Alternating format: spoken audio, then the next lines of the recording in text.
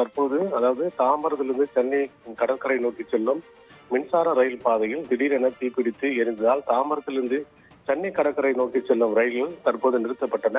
அதாவது ரயில்வே பாதையின் பக்கத்தில் 5 அடி உயரத்தில் புல் வளர்ந்து வெயிலின் காரணமாக காய்ந்து கருகி இருந்த நிலையில் இந்த தீ விபத்தானது ஏற்பட்டுள்ளது.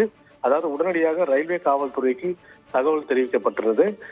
மேலும் அருகில் உள்ள தனியார் கட்டிடத்திலிருந்து பணியாளர்கள் தண்ணீரை ஊற்றி நெருப்பினை அணைக்கும் பணியில் தற்போது ஈடுபட்டு வருகின்றனர். இருப்பினும் காய்ந்த புல் இருப்பதால் அதிக அளவில் நெருப்பு பற்றி எரிந்து கொண்டிருக்கிறது. சுமார் 30 நிமிடத்துக்கு மேலாக இந்த தீ விபத்தானது தற்போது எரிந்து வருகிறது. அதாவது தீயணைப்பு துறைக்கு தகவல் தெரிவிக்கப்பட்டுள்ளது. தீயணைப்பு துறை தற்போது தீயை அணைக்கும் பணியில் ஈடுபட்டு வருகின்றனர். அதாவது ரயில்வே பாதையில் இருபுறங்களில் வளர்ந்திருக்கும் புல் செடிகளை முறையாக வெட்டி பராமரிக்காத காரணத்தினால் இந்த தீப்பிடித்து எரியும் நிலை ஏற்பட்டுள்ளது. அது மட்டுமின்றி பொதுமக்கள் யாரும் நெருப்பு வைத்து சென்றார்களா அல்லது போதை ஆசாமிகளின் செயலா என்ற கோணத்திலும் ஒரு விசாரணை மேற்கொண்டு வருகின்றனர்.